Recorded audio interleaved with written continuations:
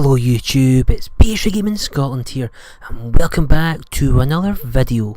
Hope you guys are well and gaming lots. So in today's video, we'll be looking back at what was a fantastic E3 2018. I'll be giving you my thoughts and opinions on the main conferences and the highlights that have stood out for me.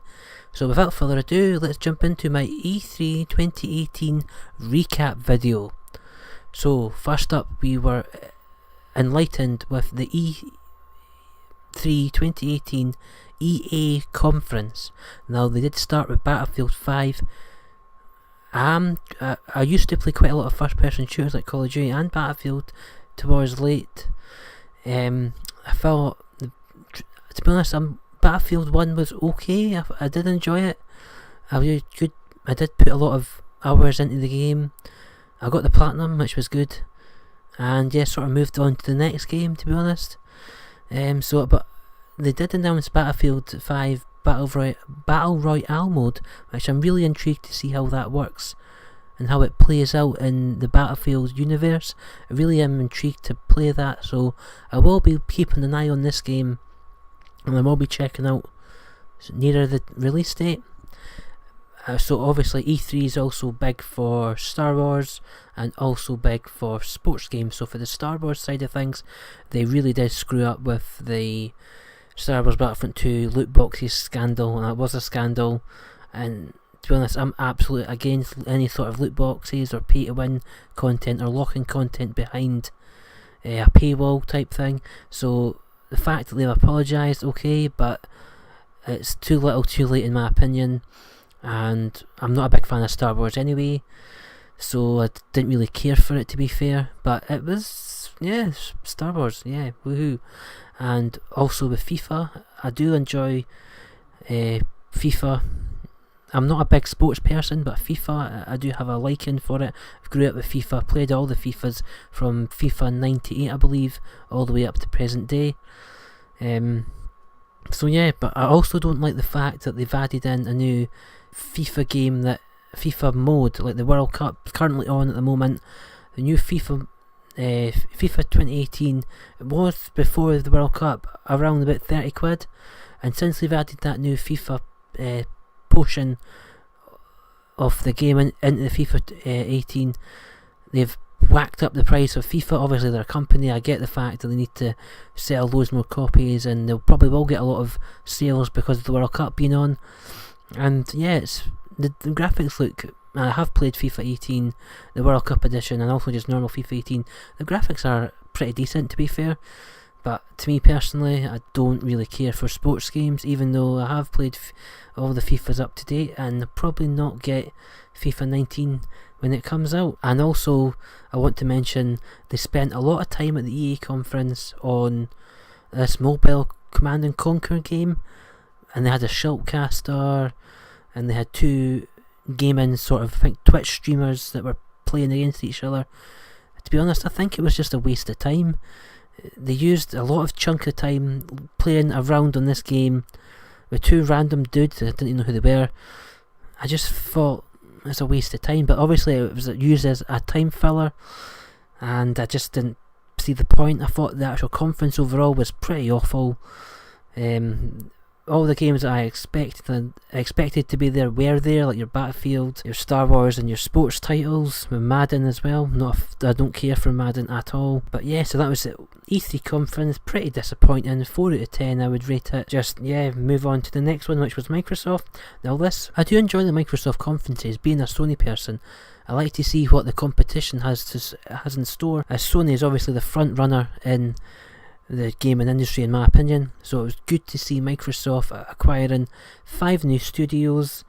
Hopefully that will increase the competition between Sony and Microsoft, because at the moment the Xbox is lacking a lot of exclusive titles. I can only name maybe a handful, maybe 5 exclusive titles they've got.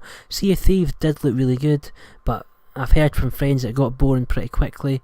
And also they had Sea of Thieves and State of DK2.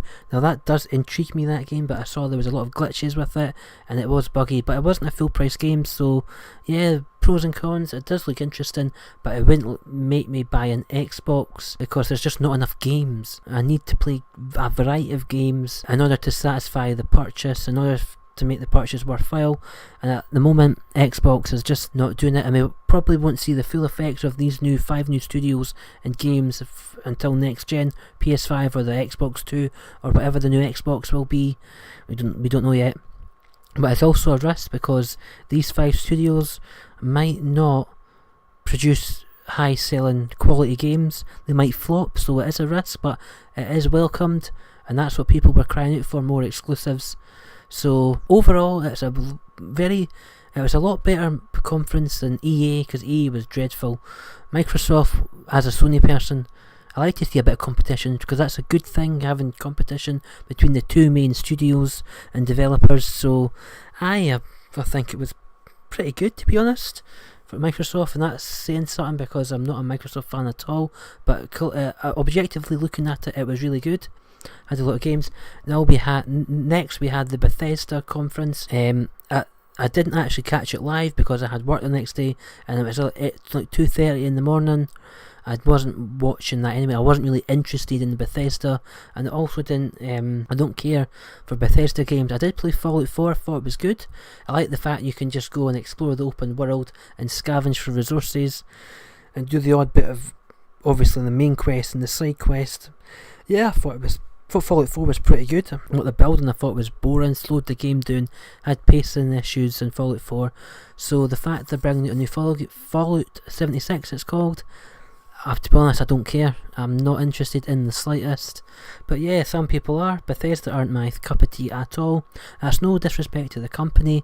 I'm just not intrigued by the games that they're producing and making. So that's Bethesda. I'll probably give it a 3 out of 10, just because I just don't care for it. And also, why the hell would they have a band playing? I didn't get it. It's not for E3. It should be kept away from E3. I know they're trying to build E3 up and try to make it bigger and better every year with new ideas and what have you, and being innovative, but the band just didn't work, personally, in my opinion. So next up we had the Square Enix press conference. So the Square Enix press conference was half an hour of like a big sort of slideshow of all their games that are coming out, some of which were already released, or the trailers were released at the Microsoft conference, so it was just the same trailer. I would have liked to have maybe like the head of the studio come out and present each of the games, or just chat a wee bit with the crowd, have some sort of interaction with the crowd, or just chat about, introduce each of the games, etc, etc. Would have lasted a bit longer, but to be honest, they're not as big a studio as Microsoft, Sony, Nintendo, so I suppose they didn't really need to put all that too much effort into the conference, because at the end of the day, it's all about Shadow of the Tomb Raider, the new Tomb Raider game. Cannot wait for that game. Currently got it on pre-order, and the gameplay looked pretty good as well. Can't really complain. And also, The Quiet Man looked interesting. Sort of started with like a real action live trailer, and then sort of transitioned into the actual game itself. It looked intriguing, so I'll be really wanting to see what comes out of it, to be honest. So yeah, Square Enix is, it's really just about the Shadow of the Tomb Raider for me. And yeah, the conference was pretty terrible. It was horrendous, to be honest, but I'm still going to buy Tomb Raider because I'm a fan of Tomb Raider and the franchise. So yeah, I've said what I need to say for that. So that's probably about 4 or 5 out of 10, to be honest, in my opinion. So next up we had this Ubisoft. It had a lot of interesting games. There was a new Assassin's Creed. I don't care for Assassin's Creed at all. And lots of other games. So I quite like the open world Ubisoft titles. Getting a bit bored with open world games in general. But yeah, it was really good to see new games of their main studios. Looking forward to it. Yeah, I thought the conference was okay, to be honest. 5 or 6 out of 10. Not really much more to add on that, really. And next we had the PC conference. Didn't see any of the PC conference, unfortunately, because I'm not a PC gamer, so I can't really comment much on the PC side of things. I don't know what games are coming out. I don't know any of it, so I'm just going to skip on to PC. and move on to Sony. In my opinion, Sony won E3 just with The Last of Us alone. Yes, it was a bit strange that they started off in the tent where The Last of Us takes place, and then they cut to like a 15-minute news sort of thing with people chatting about the games to move everybody into the main conference. I can see why they done it, but I don't think it was necessary. But in saying that, I would have liked to have had The Last of Us section in with the main studio. Yeah, the 4 games that they were looking at came out, the gameplay looked absolutely brilliant for The Last of Us Part 2, Ghost of Tsushima, Death Stranding, and we got some Spider-Man gameplay and lots of other things thrown in there. Twin Mirror is one to look out for, sort of like a decision-based outcome type game like Life is Strange or what have you. Excuse me. Really interesting game, and loads of other stuff, and obviously Nintendo with your Mario and things. I didn't get a chance to watch Nintendo, but I've heard from friends that it was really Nintendo focused and really, really good. So overall, the Sony conference stood out to me personally because I'm a big Sony fan, but not. I try to be impartial. I've tried to be objectively look at each of the conferences individually. I've thoroughly enjoyed E3 2018, and I cannot wait for more games to come out in the coming months ahead. So that has been my E3 recap. So let me know down below what games you're looking forward to and what games you're not, and also what you thought of the conferences down below in the comment section. But as always, if you want to leave any comments or like or comment or subscribe, let me know and you can do that. And yeah, so thank you very much for watching. I've been Pastry Gaming Scotland, and I'll see you on another video. Thanks very much indeed. Adios.